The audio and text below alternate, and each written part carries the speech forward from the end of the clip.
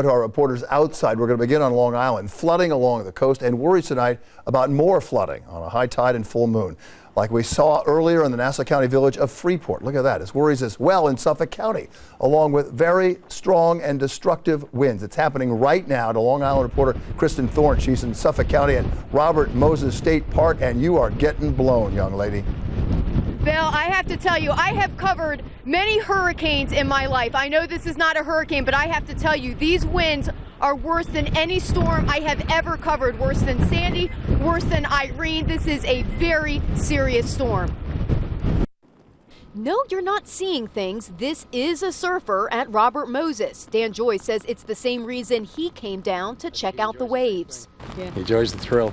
If wild weather is your thing, you got to see it today, from flooded streets and bright waters to trees into homes in Garden City. It's cold and it's miserable. I'm going to pick up my kids from school because I don't want them to take the bus home. I'm really ready for spring and summer and warm weather and no more rain and snow. Golden Retriever Murphy loves this weather. Most dogs mind the rain. No, not at all. He likes it. He likes getting wet.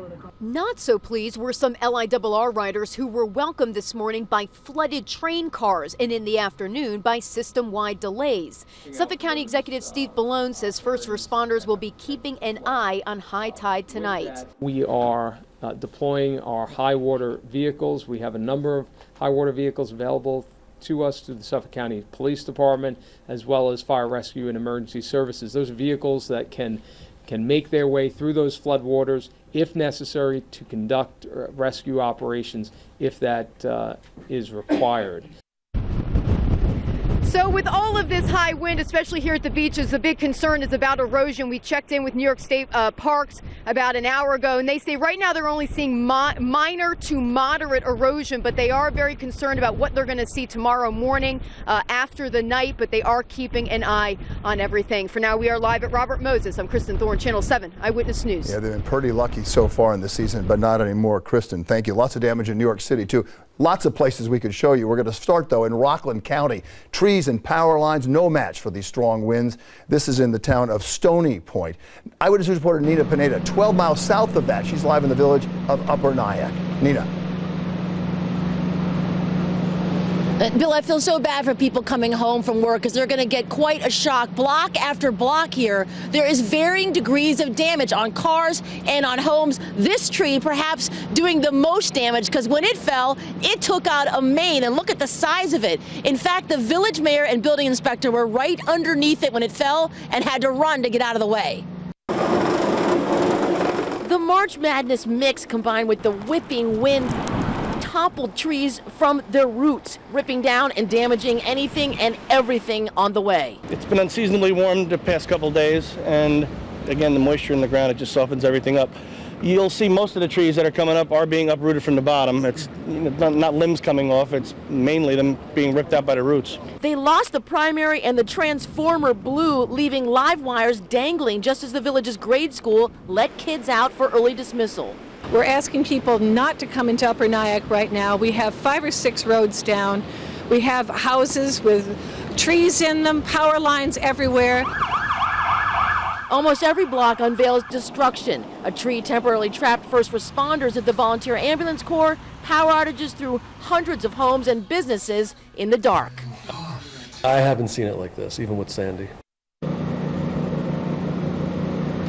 Chef Donardo at Hartel's Deli here on the corner is hoping that his food is going to keeping those coolers closed and waiting for the power to kick back on. Village Hall has a generator. They are welcoming residents with no heat to come and get warm, or perhaps more importantly these days, a place to come and charge those dead cell phones. We're live in Upper Nyack. Nina Pineda, Channel 7 Eyewitness News. Yes, so many problems to deal with. Nina, thank you. 28 miles northwest of where Nina is, about a foot of snow in the village of Monroe in Orange County. Our Tim Fleischer taking video as the passenger in the car, the Eyewitness News van, going very slow on the highway to be sure. Tim's live in Monroe with that part of our coverage. Tim. And Bill, it's a much different picture here. It is continuing to snow at this hour. It began early this morning, I'm told, and now they've got nearly a foot of snow on the ground, and it doesn't have any sign of letting up. Let me show you some more of that videotape that we shot earlier. We came in on Route 6 from Bear Mountain. And you could see the snow and ice covered roads. We were in that long line of cars. There was a plow in front of us, and then there was other plows that were working that. It's a steep hill that takes down to the thruway into Harriman. That was pretty dicey. That was some slippery driving. In Monroe, the plow drivers, they were out early. They've been out all day long. There are 14 crews. They cover roughly 51 miles and another 10 miles in nearby Curious Joel. Fortunately, a good many people stayed off the roads today. They stayed home. They didn't go to work. That helped the safety issue up here and also allowed the plows to get to some of the snow.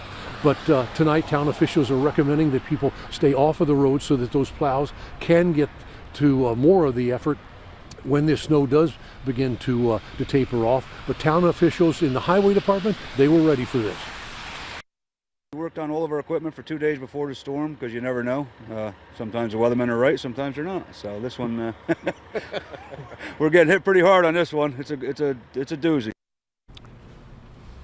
It most certainly is a doozy. Still continuing to snow. They hope it will taper off soon. Reporting live in Monroe, Tim Fleischer, Channel 7 Eyewitness News. Tim, thank you. For the record, our weather people are right almost all the time. By the way, we invite you to send us your pictures of the storm to ABC7NY. You can get the latest on the weather and transit anytime, of course, online at our news app or our website. And thank you all for all the pictures you've sent. Some of it is pretty spectacular and some of it pretty destructive as well. What a